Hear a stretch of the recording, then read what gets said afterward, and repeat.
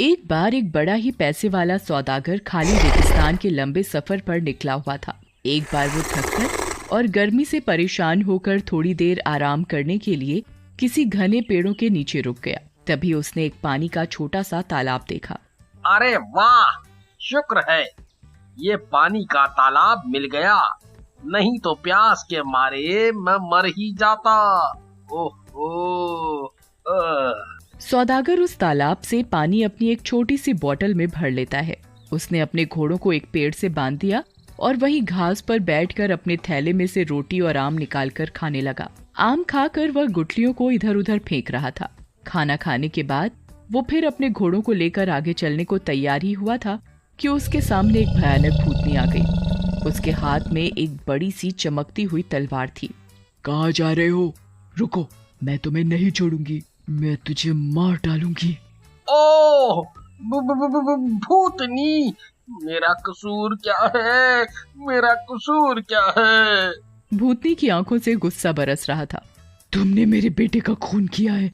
मेरा बेटा जब इस झरने के पास से उड़ रहा था तब तुम्हारी फेंकी हुई आम की गुठलियों से वो घायल हो गया। भयभीत सौदागर की आंखें डर से फटी जा रही थीं। उसने गिड़गिड़ाकर भूतनी से माफी मांगी, पर भूतनी किसी भी तरह उसे छोड़ने को तैयार नहीं हुई। अच्छा, कम से कम मुझे 1 साल का समय तो दे दो, ताकि मैं अपने सारे बचे खुचे अधूरे काम काज पूरे कर लूं। मैं वादा करता हूँ, जिस दिन ये 1 साल का समय पूरा होगा उसी दिन मैं ठीक इसी जगह तुमसे मिलूंगा, और फिर अगर इच्छा हो तो आप मुझे मार भी सकती हैं। अच्छा ठीक है, मैं तुझे 1 साल का समय देती हूँ। जा, अपना अधूरा काम पूरा करके आ, लेकिन याद रखियो, मुझसे भागने की कोशिश मत करना। अगर तू अपने वादे पर यहाँ नहीं आया तो तू जहाँ भी होगा मैं तुझे ढूंढ निकालूंगी। इतना कहकर भूतनी गायब हो गई और सौदागर जल्दी से अपने घोड़े पर सवार होकर आगे बढ़ा। सफर पूरा करके जब वो घर पहुंचा तो उसके डरे हुए चेहरे और थके थके शरीर को देखकर उसकी बीवी और बच्चों को हैरानी हुई। सौदागर ने जब उन्हें भूतनी वाली बात बताई तो उन्हें बहुत बुरा लगा। सौदागर जानता था कि भूतनी से बचने का अब कोई रास्ता नहीं है, इसलिए वो अपने काम निपटाने में लग गया। और जिस दिन 1 साल का समय खत्म होने को आया, वो बहुत दुखी मन से अपने बीवी और बच्चों से विदा हुआ। सुनो, अब मैं चलता हूँ, 1 साल का समय पूरा हो चुका है। सभी बहुत दुखी होते हैं, सब उसे रोकना चाह रहे होते हैं पर रोक नहीं पाते। जब वो रेगिस्तान में उस पानी के तालाब के पास पहुंचा, उसी वक्त वहां एक बूढ़ा आदमी पहुंचा, जिसके पीछे पीछे एक कबूतरी चल रही थी। तुम यहाँ क्या कर रहे हो?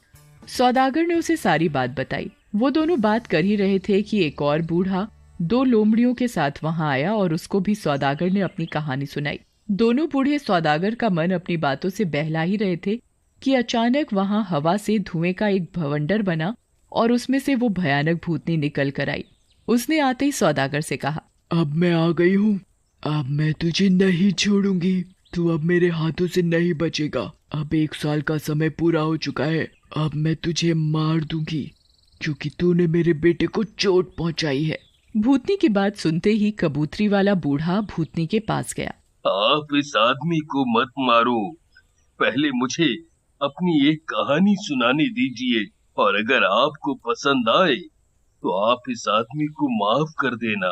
भूतनी को कहानी सुनने का बड़ा शौक था, इसलिए उसने कहानी सुनने के लिए हाँ कर दी। बूढ़े ने अपनी कहानी कहनी शुरू कर दी। हे भूतनी, ये कबूतरी जो आप देख रही हो, वास्तव में ये मेरी पत्नी है। मैंने जब इससे शादी की थी तब ये बड़ी खूबसूरत थी, और हम दोनों ने खुशी खुशी एक दूसरे के साथ कई साल बिता लिए, पर इससे मेरी कोई संतान नहीं हुई, इसलिए मैंने दूसरी शादी कर ली, जिससे मेरा एक लड़का पैदा हुआ। मगर तभी से मेरी पहली पत्नी को मेरी दूसरी पत्नी और मेरे बेटे से जलन होना शुरू हो गई। बहुत साल बीत गए, मेरा बेटा भी बड़ा हो गया और मेरी पहली बीवी ने उन दोनों को मारने का फैसला कर लिया, मगर वो चाहती थी कि इसका पता किसी को ना चल पाए। एक दिन मुझे एक लंबे सफर के लिए निकलना पड़ा और मैं 1 साल तक घर से बाहर रहा। मेरे जाने के बाद मेरी पहली बीवी ने सबसे पहले जादू टोना सीखना शुरू किया और उसने जादू से मेरे बेटे और मेरी दूसरी बीवी को बकरा बना दिया। फिर उन दोनों को मेरे यहाँ काम करने वाले किसानों के मुखिया को बेच दिया। जब मैं सफर से घर आया तो मेरी पहली बीवी ने बताया कि मेरी दूसरी बीवी मर चुकी है और मेरे बेटे का महीनों से कोई अता पता नहीं है। कुछ ही हफ्ते बाद एक बड़ा त्योहार मनाया जा रहा था और इस मौके पर बलि देने के लिए मैं 2 बकरे लाया जो कि मेरा बेटा और मेरी दूसरी बीवी थी। और जब उनको बलि के लिए तैयार किया तो वो बड़े जोरों से चीखने लगे। मुझे देखकर बड़ा आश्चर्य हुआ कि उनकी आंखों से लगातार आंसू बह रहे थे। मुझे उस बेचारी पर जाने क्यों बड़ी दया आ गई और मैंने उनकी बलि नहीं दी। पर मेरी पत्नी गुस्से में आकर मुझे भला बुरा कहने लगी।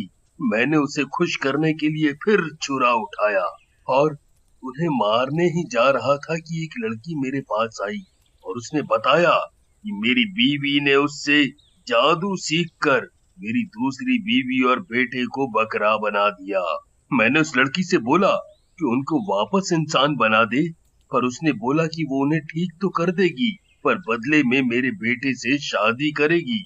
उस लड़की ने दोनों को इंसान बना दिया और मेरे बेटे से शादी कर ली। कुछ दिनों बाद फिर उस लड़की ने अपने जादू से मेरी पहली बीवी को कबूतरी बना दिया। जब भी मैं सफर पर निकलता हूँ तो ये कबूतरी मेरे साथ साथ आ जाती है।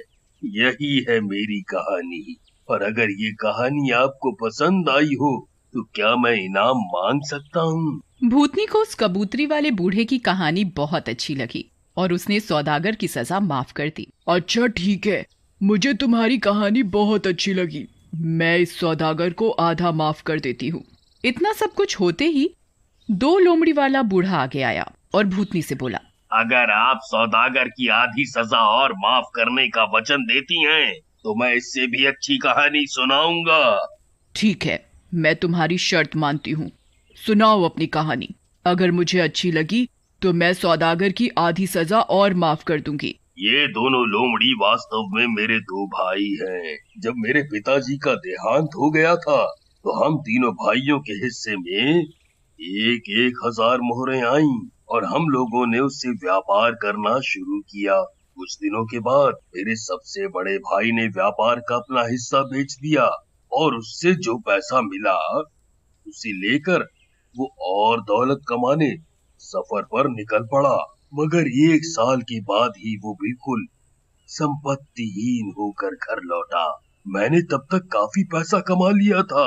मैंने उसे फिर दोबारा शुरुआत करने के लिए कुछ पैसे दिए और वो फिर बहुत खुश हो गया। मेरे दूसरे भाई के साथ भी कुछ ऐसी ही हालत होने के बाद घर लौटा तो बिल्कुल फटे हाल था। मैंने उसकी भी मदद की और वो फिर से खुश हो उठा। थोड़े दिनों बाद उन लोगों ने मुझे सलाह दी कि व्यापार करने के लिए दूर दूर के देशों में चलते हैं। पहले तो मैं मना करता रहा, फिर बाद में मैं भी तैयार हो गया। हम लोगों ने दूर दूर के देशों का सफर किया और खूब पैसा कमाया। बाहर निकले काफी समय हो चुका था, इसलिए अब हम घर लौटना चाहते थे। पर तभी एक अजीब घटना हुई। एक दिन मैं नदी के किनारे घूम रहा था कि फटे पुराने कपड़ों में एक बड़ी सुंदर लड़की मेरे पास आई और उसने मुझसे शादी करने की इजाजत मांगी। मैंने बहुत सोचा, पर वो इतनी खूबसूरत और नेक लगी कि मैंने उससे शादी कर ली। पर मेरे दोनों भाई मेरी दौलत और मेरे अच्छे नसीब से बड़ा जलते थे। एक रात जब मैं और मेरी पत्नी गहरी नींद में सोए थे, मेरे भाइयों ने मुझे और मेरी बीवी को उठाकर नदी में फेंक दिया। इस तरह वो दोनों मेरी सारी संपत्ति हड़पना चाहते थे। पर मेरी अच्छी किस्मत देखिए कि मेरी बीवी परी निकली, उसने मुझे बचा लिया। मगर वो मेरे भाइयों से इतना नाराज हुई कि उन्हें जान से मार देना चाहती थी। मैंने बड़ी मिन्नतें की कि वो उन्हें जान से न मारे और वो राजी हो गई। मगर उसने अपने जादू से मेरे दोनों भाइयों को लोमड़ी बना दिया और मुझसे कहा कि ये 10 साल तक इसी तरह लोमड़ी बने रहेंगे। जिस दिन 10 साल पूरे होंगे उस दिन मैं उन्हें फिर से इंसान बना दूंगी। और वो अपने मिलने का पता बताकर गायब हो गई। आज अब 10 साल पूरे हो रहे हैं। मैं अपने भाइयों को फिर से इंसानी रूप में लाना चाहता हूँ, इसलिए उस परी को ढूंढता फिर रहा हूँ। हे भूतनी, यही है मेरी कहानी। और अगर आपको ये पसंद आई हो तो मैं निवेदन करता हूँ कि सौदागर की आधी सजा और माफ कर दो। अरे वाह, मुझे तुम्हारा भी किस्सा बहुत पसंद आया। लो, मैंने तुम्हारे कहने पर इस सौदागर की बाकी बची सजा और माफ कर दी। फिर एक धुएं का बवंडर उड़ा और उसमें वो भूतनी गायब हो गई। खुश होकर सौदागर ने दोनों बूढ़ों को सीने से लगा लिया और उनका बहुत शुक्रिया किया। अपनी जिंदगी के बाकी दिन उसने बीवी और बच्चों के साथ बड़े सुख चैन से गुजारे।